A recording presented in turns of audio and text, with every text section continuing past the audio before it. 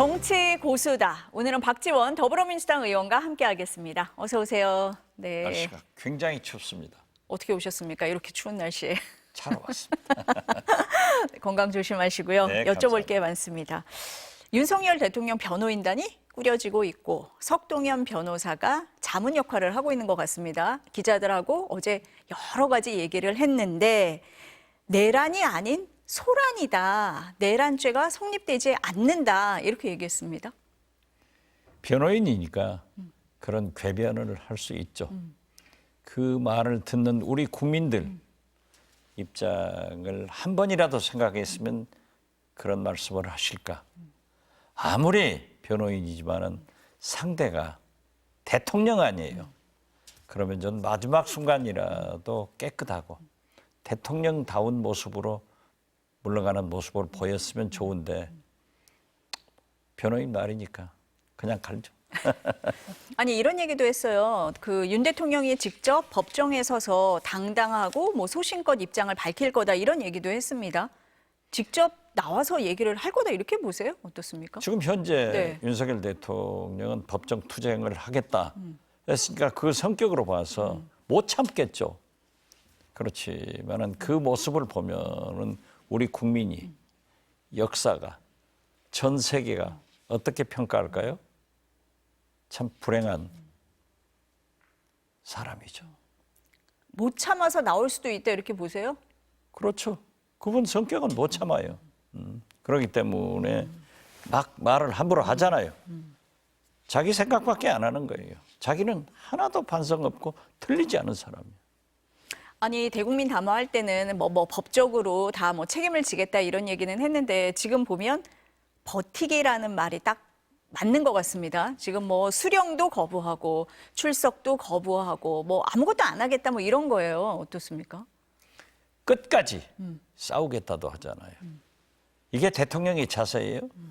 이게 내란 수계의 자세냐고요. 그렇지만은 어떻게 됐든 버티겠지만은 그는 이미 식물 대통령이고 인간적으로도 종말을 고하고 있다. 이제 기다리는 것은 내란 수계로의 처벌만 남았다. 그런데 내란 수계는 사형 아니면 무기 아니에요? 거기에 자기 부인 김건희 여사도 또 감옥으로 갈 수밖에 없는 그런 처참한 모습을 우리 국민한테 다시 보여주긴다면은 좀 반성이라도 했으면 좋겠어요. 진짜 마지막이라도 좀 대통령다운 그런 모습을 생각해 봅니다. 아니 지금 물론 뭐 이제 사건이 이제 공수처에서 총괄해서 지금 이제 수사를 하게 될 것 같은데 어제까지 뭐 검찰에서도 소환 통보를 계속했었고 공조수사본부에서도 계속 소환 통보를 했었는데 안 나가고 있잖아요. 그러면은 자진 출두 가능성은 없다. 체포영장까지 갈 수밖에 없다. 이렇게 보세요. 어떻게 예상하세요? 사실 저는 네. 검찰은 내란 수사를 할 수 있는 권한이 없어요. 법적으로. 경찰은 할 수 있는데 경찰과 검찰이 합동 수사를 해서 내란 수계이기 때문에 영장 필요 없다. 바로 긴급 체포를 해라. 그때 만약에 경호처가 저항한다면은 계엄 저항 세력으로 방해 동조 세력으로 처벌받을 수밖에 없다 했는데 공수처장이 하겠다고 하고 하지 않았어요. 그래서 어제 법사위에서도 좀 다구쳤는데 지금 현재 이 수사권이 없는 검찰과 수사권이 있는 경찰, 공수처 이런 것이 경쟁적으로 하는 것은 저는 잘한다고 봐요. 그러나 결국 공소기각 재판 과정에서 그리고 윤석열 내란 수기가 무죄가 나올 수 있는 그러한 소지를 없애기 위해서도 내란 특검을 구성해서 거기에서 지금 하고 있는 공수처, 경찰, 검찰, 국방부 조사단 다 합치면은 좋은 결과가 나올 겁니다. 아, 지금은 각자 이제 뭐 수사기관들이 열심히 하고 있는 거 좋다. 그런데 결국은 특검으로 가서 수사를 해야 된다. 이렇게 보시는 거네요. 그렇죠. 그 통합해야 네. 되니까. 아니 지금 뭐 대통령실이 압수수색 계속 거부하고 있잖아요. 뭐 증거인멸 우려 얘기도 나오기는 하거든요. 그게 나쁘죠. 총장 출신, 검찰 출신 대통령이 그렇게 거부하는 것. 그리고 또 검찰에서도 네. 경찰에서 압수하겠다 네. 하니까 또 보류시켜 버리잖아요. 이런 파워 게임을 하고 있는데 저는 사실 자꾸 얘기지만 네. 정치는 생물이지만 검찰은 괴물이다. 정치는 국민 민심과 함께 가요. 그렇지만은 검찰은 조작을 한단 말이에요. 그래서 지금 다 믿을 수 없어요. 그러니까 결국 내란 특검으로 가서 다 종합해가지고 법적으로 빠져나갈 수 없도록 또 재판부에서 정확하게 판결할 수 있도록 만들어주는 것이 우리 정치권이 할 일이다. 그렇게 보고 지금 현재 검찰과 경찰 경쟁적으로 하는 것은 바람직하다. 이렇게 봅니다. 뭐 법사위에 계시니까 뭐 여러 얘기를 지금 듣고 계신데 그 비상계엄 선포 다음 날인 4일 새벽에 대통령 안가에서 이완규 법제처장, 박성재 법무장관, 김주현 민정수석, 이상민 전 행안부 장관이 모였었잖아요. 그렇죠. 이 모임 성격은 어떻게 보세요? 저는 예. 그 모임에서 최소한 윤석열 대통령의 최측근이고 다 법조인이고 그리고 우두머리들이에요. 그래서 거기에서 실패했지만은 제 2차 계엄을 수기했지 않는가 이런 생각을 해요. 그렇지만은 다른 곳에서 모인 것은 사람들의 말은 다 사실이 밝혀지고 있는데 그 삼청동 안가 모임만은 무슨 얘기를 했는가 안 밝혀지고 있어요. 그리고 그분들은 아직 검경으로부터 수사를 안 받고 있는데 우리 법사위에서 핸드폰을 바꾼 것은 잡아냈어요. 그렇기 때문에 법제처장을 어제 다구쳐서 받아냈는데 왜 거기에 모인 사람들이 핸드폰을 다 바꿨을까? 무슨 모의를 했는가 하는 것도 밝혀져야 됩니다. 그리고 지금 가장 중요한 것은 지금 이 순간에도 제가 볼 때는 내란이 진행 중에 있다. 그러니까 이걸 빨리 국회에서 헌재에서 정리를 해주지 않으면 또 다른 불행이 온다. 그 증거로 12월 3일 계엄이 발표됐고 12월 4일 새벽에 해제됐지 않습니까? 네. 무효됐지 않습니까? 12월 11일 국방부에서 발행되는 신문에 보면은 포교로 영리 그리고 군인들이 국회에 나간 것이 질서 유지라고 발간되고 있다고요. 이러한 기도들이 여러 곳에서 포착되고 있기 때문에 지금 이 순간은 우리 국회에서 빨리 특검 한덕수 총리가 거부권 행사하지 말고 해야 되고 헌법재판소에 구성을 해서 빨리 심판이 내려져야 된다. 이것을 다시 한번 촉구합니다. 지금 헌법재판소 그 공석 3명 말씀을 하셨으니까요. 지금 인사청문 특위위원장 되셨잖아요, 오늘. 그러니까 여당이 참여하지 않겠다고 하시면서 지금 위원장이 되신 거죠. 어제 통보를 받았습니다. 여당이 지금까지 우리 민주당의 김한규 간사하고 여당 곽경택 감독 동생이에요. 네, 네. 그 곽경택 감독이 재밌게 얘기했더라고요. 동생이 내 말 안 듣는다고. 그런데 아무튼 곽경택 간사하고 합의를 했어요. 23, 24일 날 하자. 그리고 세 분의 청문회를 가나다 순으로 결정을 해놨단 말이에요. 네. 그래가지고 이 인사청문 위원장 차례가 이번에는 국힘당인데 여당인데 안 하겠다, 참석 안 하겠다 하니까는 당에서 저를 해달라. 제가 하면은 비난을 하지 않을 것 같다. 이런 얘기를 했지만 제가 한다고 해서 비난 안 하겠어요? 오늘 아침 9시 반에 사전회의를 하고 10시에서 정식 회의에서 제가 선임되고 1차 회의를 마쳤습니다. 아니 그럼 국민의힘이 참여할 가능성 지금으로서는 없는 겁니까? 어떻습니까? 지금은 설득을 해야죠. 네. 지금 권성동 대행과 이재명 대표가 오후에 지금 만나고 있을 거예요. 그렇기 때문에 그러한 것도 설득을 해야지만은 저도 위원장으로서 또 우리 김한규 간사로서 설득하기로 했습니다. 아니 근데 국민의힘에서는 그 권한 대행이 임명을 할 권한이 없기 때문에 추천하는 게 의미가 없다라는 주장을 하고 있잖아요. 그것은 네. 이미 헌법학자들이나 법조인들도 권한대행이 할 수 있다. 그리고 어제 법사위에 나오신 헌법재판소 사무처장도 할 수 있다. 그리고 관례도 있습니다. 황교안 대행이 당시에는 대법원장 추천 헌법재판관을 임명을 했고 대통령이 추천한 박한철 소장은 임명하지 않았어요. 그렇기 때문에 이번에는 국회 추천 세 분이기 때문에 권한대행이 할 수 있다. 그래서 지금은 법적으로도 관례적으로도 아무 하자가 없기 때문에 저희가 신속, 정확, 엄중하게 23, 24일 날에 청문회에서 정부로 보내면은 한덕수 대행이 지명할 겁니다. 아니 그럼 국민의힘에서 지금 이렇게 반대를 하는 이유가 시간 끌기다 뭐 이렇게 보세요? 그렇죠. 시간 끌기죠. 그렇기 때문에 청문회도 방해하는 거고 구성을 안 시켜주려고 하지만은 국민들이 다행히 야권에 192석을 줬기 때문에 무소속의 김종민 의원이 들어와서 지금 구성이 됐기 때문에 하등의 하자가 없어요.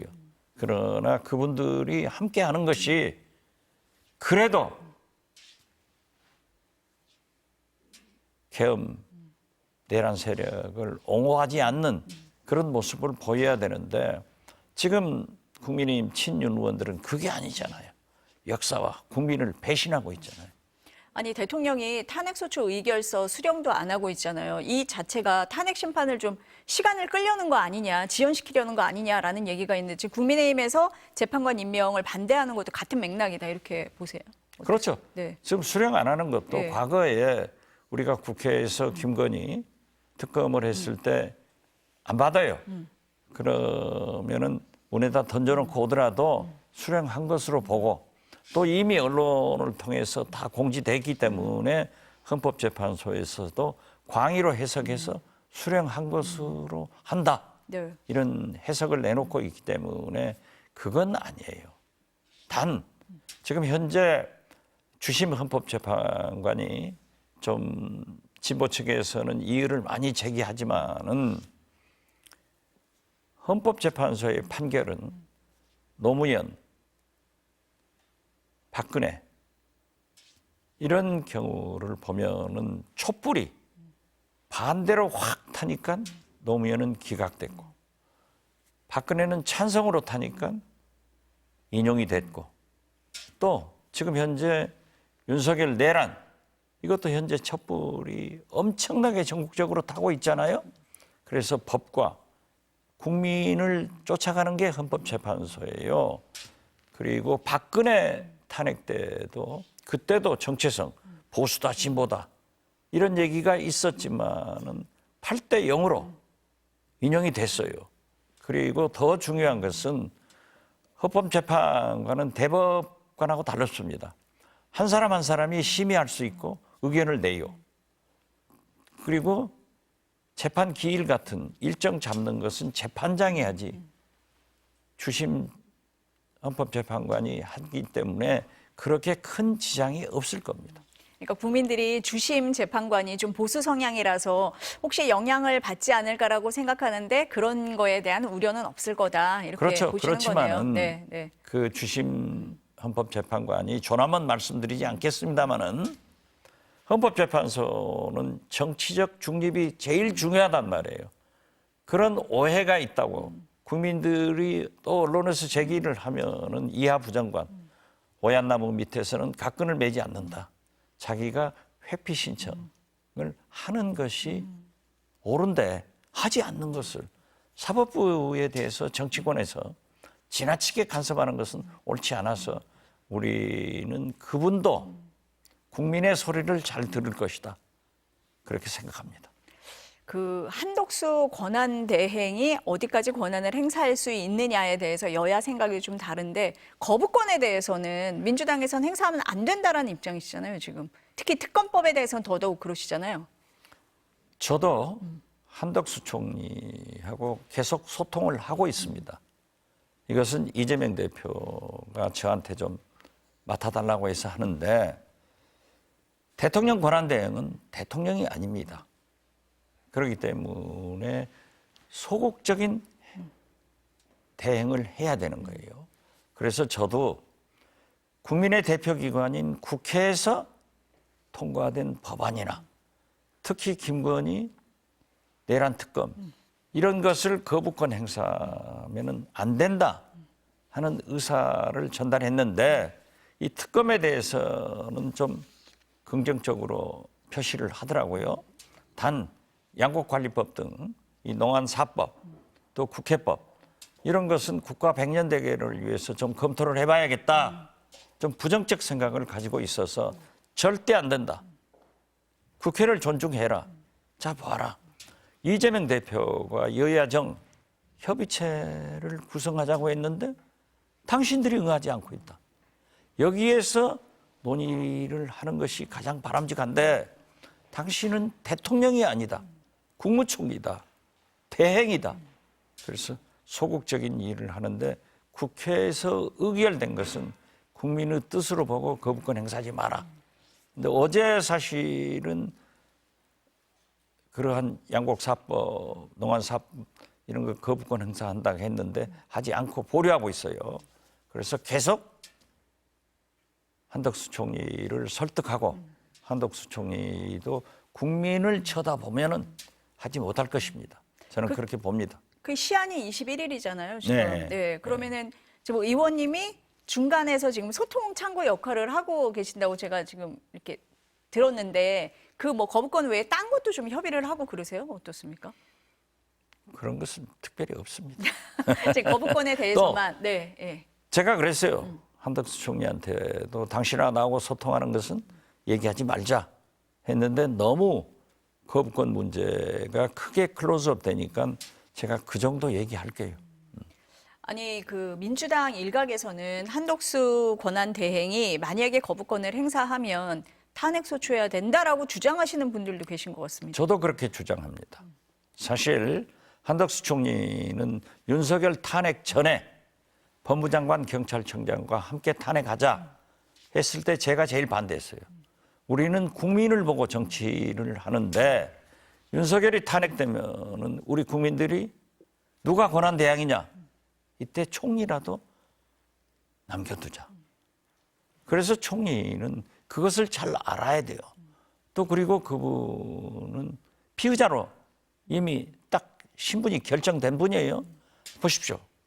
국무회의를 불법으로 했고 거기서 불법이 된 거예요.